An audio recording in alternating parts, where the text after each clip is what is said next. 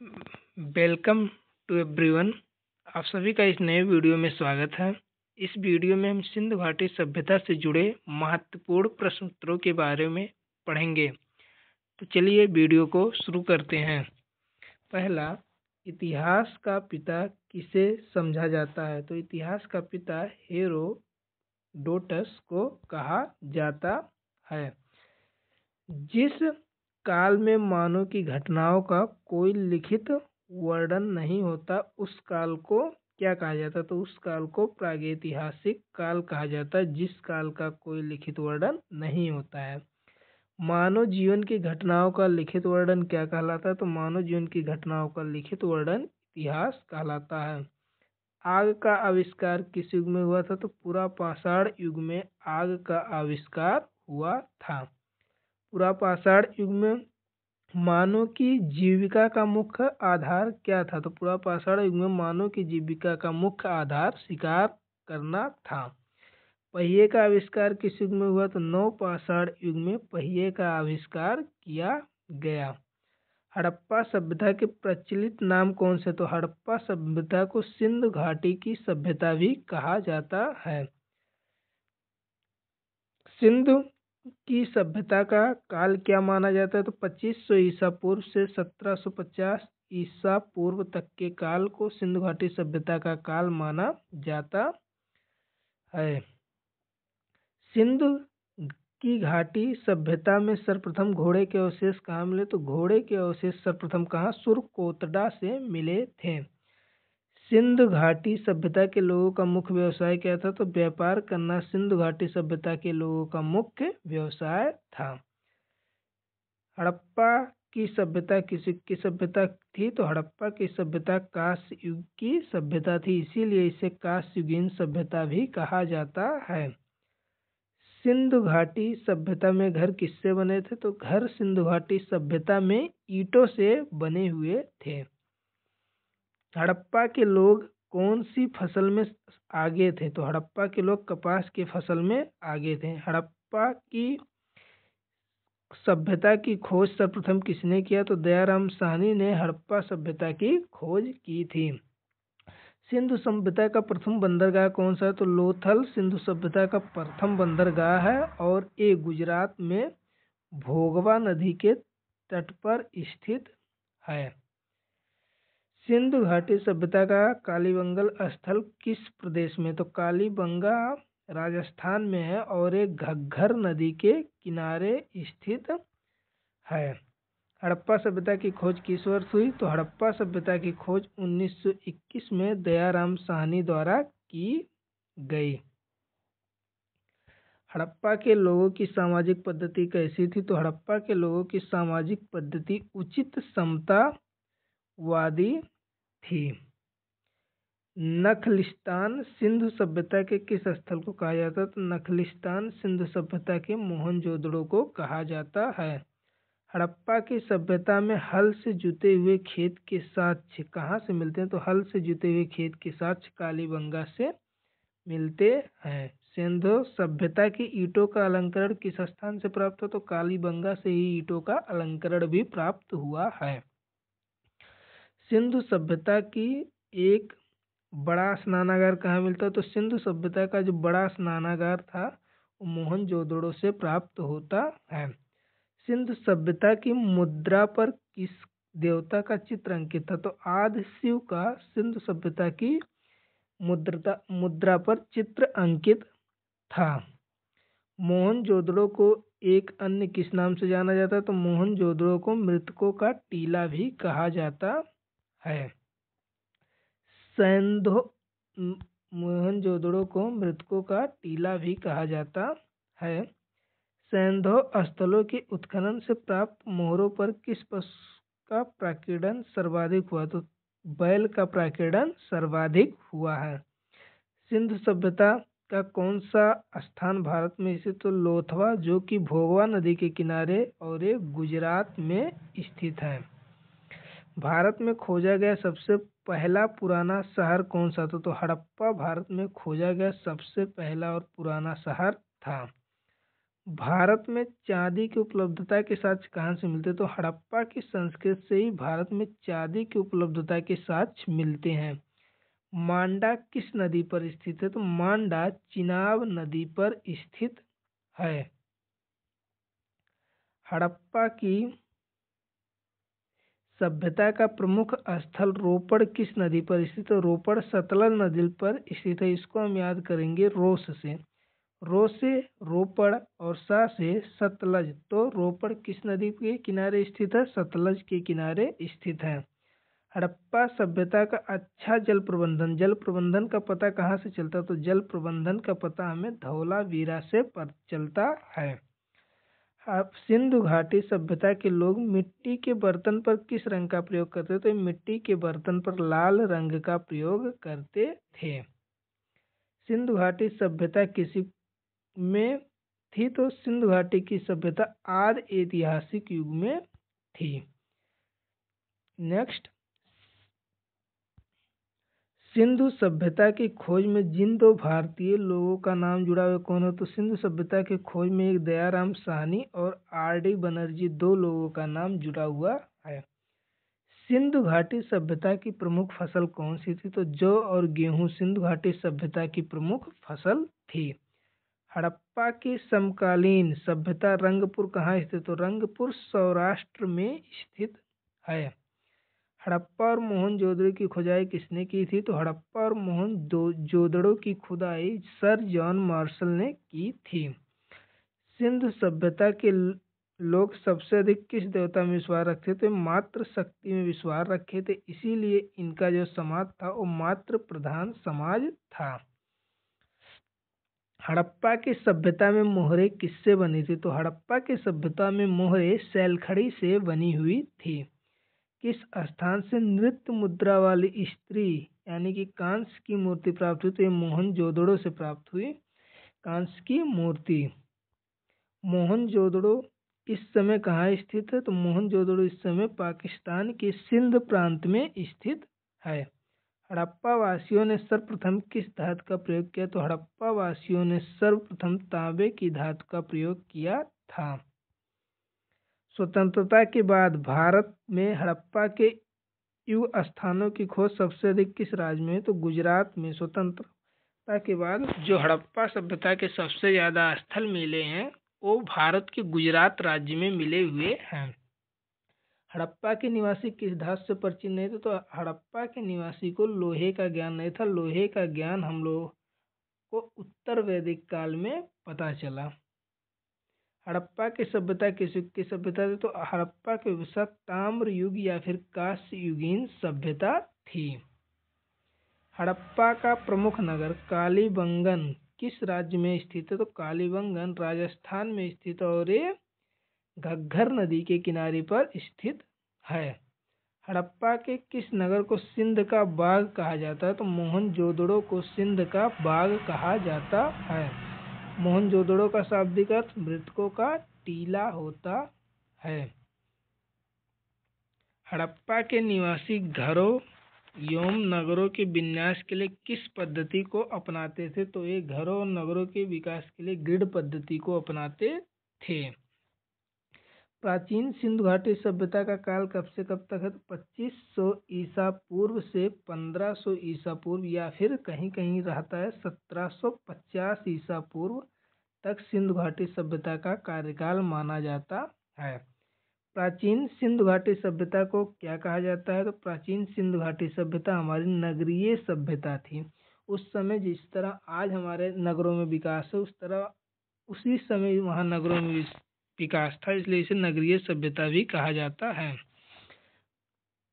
प्राचीन सिंधु घाटी सभ्यता किन नदियों के किनारे विकसित? तो सिंध एवं उसकी सहायक नदी के किनारे सिंधु घाटी सभ्यता विकसित हुई। इसी के कारण ही इसका नाम सिंधु घाटी सभ्यता पड़ा है।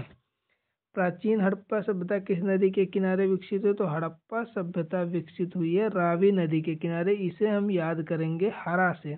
हा से हड़प्पा और रा से रावी। तो हड़प्पा सभ्यता रावी नदी के किनारे विकसित हुई। ऐसे हम मोहनजोदड़ो को याद करेंगे मोहनजोदड़ो को मौसी से। म से मोहनजोदड़ो और सी से सिंधु नदी, तो मोहनजोदड़ो सिंधु नदी के किनारे। प्राचीन हड़प्पा नगर किस नदी के किनारे स्थित था? तो हड़प्पा कहाँ स्थित था? रावी हो ही गया। प्राचीन हड़प्पा वासी कहाँ के मूल निवासी थे? तो हड़प्पा वासी फिनिशिया के मूल निवासी थे। प्राचीन सिंधु घाटी सभ्यता का प्रधान बंदरगाह कौन था? तो लोथल प्रधान बंदरगाह था। प्राचीन सिद्धवासी किसकी उपासना करते थे? तो सिंधुवासी मात्र देवी और शिवलिंग की उपासना करते थे। प्राचीन सिंधुवासी किस पद को पवित्र मानते थे? तो सांड को पवित्र मानते थे, वो भी कुबड़ वाले सांड को। प्राचीन हड़प्पा संस्कृति की मुद्राओं एवं पक्की मिट्टियों की कलाकृतियों में किन पशुओं का चित्रण है? तो इनके मुद्राओं और पक्की मिट्टियों की कलाकृतियों में हाथी, बाघ, हिरण, गैंडा और भैंस, इन 5 जानवरों का चित्रण है। हाथी, बाघ, हिरण, गैंडा, भैंस। सिंधु सभ्यता और वैदिक सभ्यता में प्रमुख अंतर क्या थी? पहले ये नगरीय थी, सिंधु सभ्यता हमारी नगरीय सभ्यता थी और वैदिक सभ्यता हमारी ग्रामीण सभ्यता थी।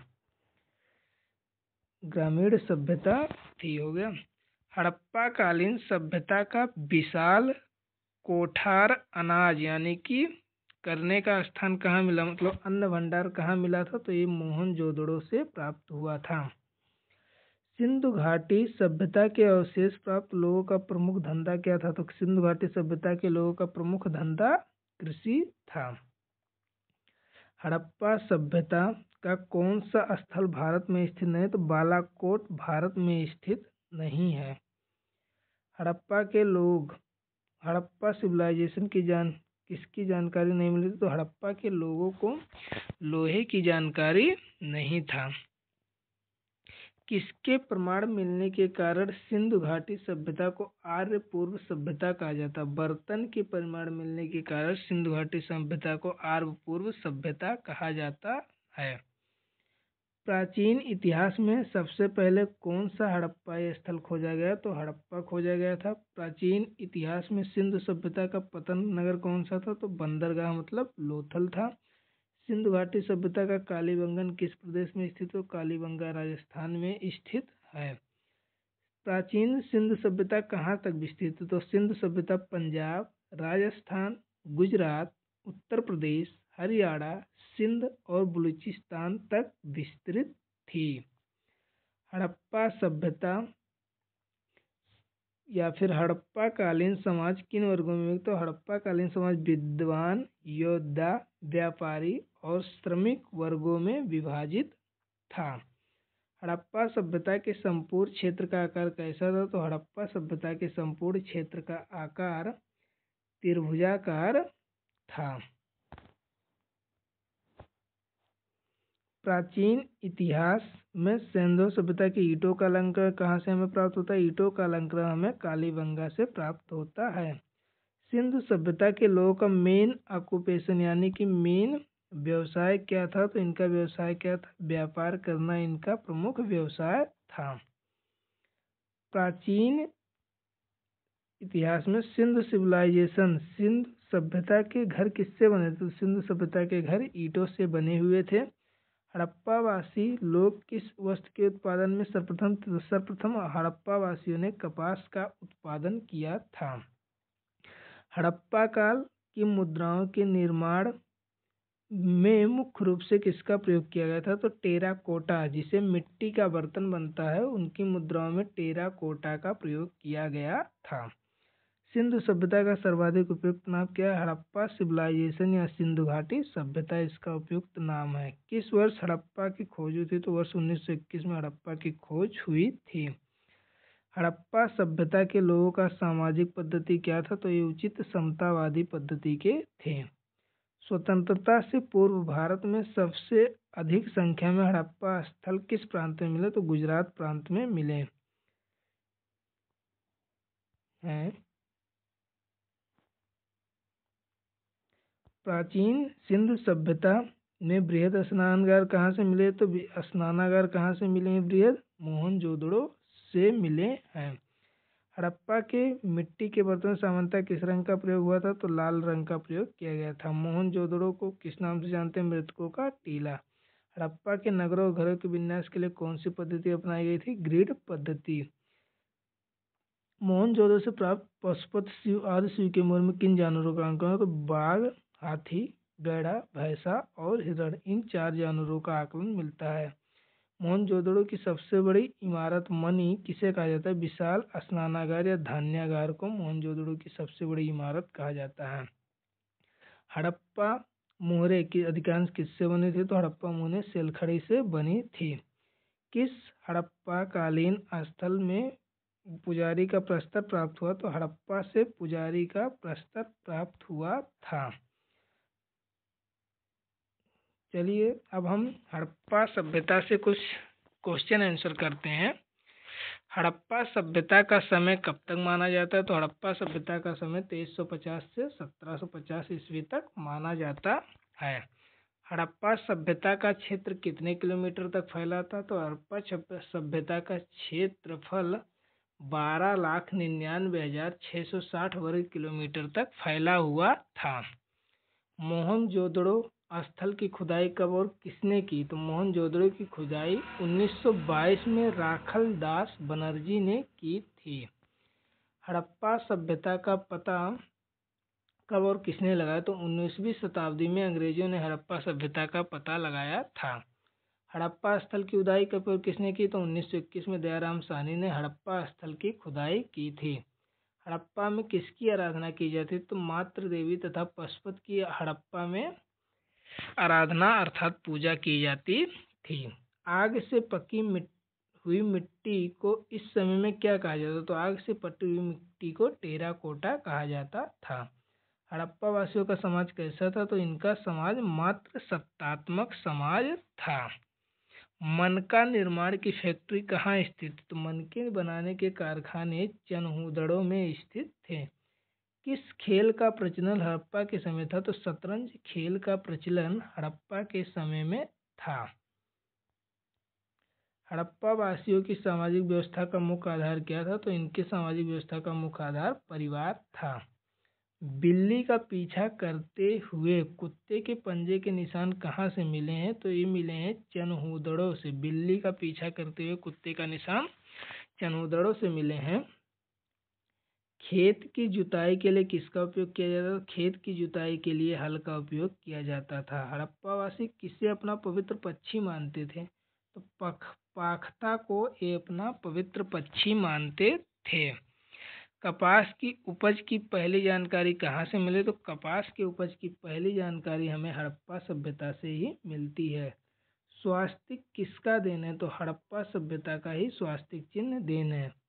इस सभ्यता में कौन से धातु के प्रमाण हैं? तो तांबा, टिन और कांस्य, ये 3 धातु हमें हड़प्पा सभ्यता से ही प्राप्त होते हैं।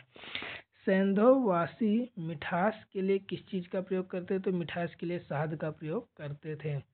हड़प्पा के समय व्यापार की कौन सी प्रणाली प्रचलित है? तो वस्तु विनिमय प्रणाली हड़प्पा के समय व्यापार के लिए प्रचलित थी।